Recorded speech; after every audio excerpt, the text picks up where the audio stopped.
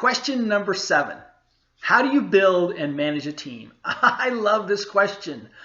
It is not simple to build and manage a team, but here are the things you can do to make life a little easier. 1, hire first for culture, second for skills. Now I say this is really important when you're less than 20 people. When I say that, less than 20 people, hire for culture first, skills second. Because you can't get in a startup, there's so many things going on and things change so quickly that you need the right people from a culture standpoint so they can move and you can put them in the right spot and they can change. All those things it's so organic that you really need a great culture fit for your first 20 people. If you have a great culture for your first 20 people, I can almost guarantee you'll have a good culture at 50 people and 100 people. But that first 20 is critical. So hire for culture first, skills second, especially when you're hiring less than 20 people. Hire people that are not like you. Yes.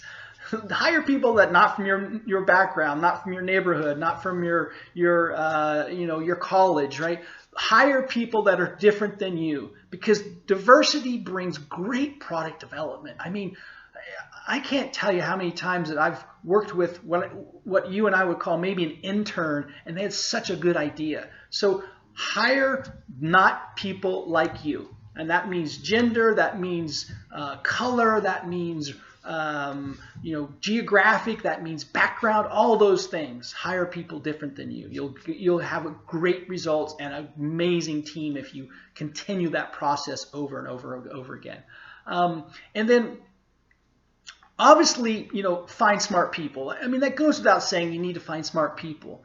But when you find smart people, then what happens is you basically just give them the responsibility and give them the tools and get out of their way. That's really what has to happen when you're working with smart people. And if you've never worked with smart people, you don't maybe understand that, but that's really the kind of person you want to have on board, especially in a startup. You can't do it all. You've got to find people that are just really skilled and have a generalist kind of feel for it. Again, when you're starting out and you have 5 or 10 or 50 people, these are all generalists. They're not like super one expert in one thing. Normally, they have some different skills, and you need those kind of people early on. Now, when you get to be 100 people, that's different. But when you're less than 20, you need to be really cognizant of the several skills that someone may have. So make sure you're hiring smart people that can change and have a fairly generalist background. Those are, again, very important to do in a startup. So that's the answers for question 7.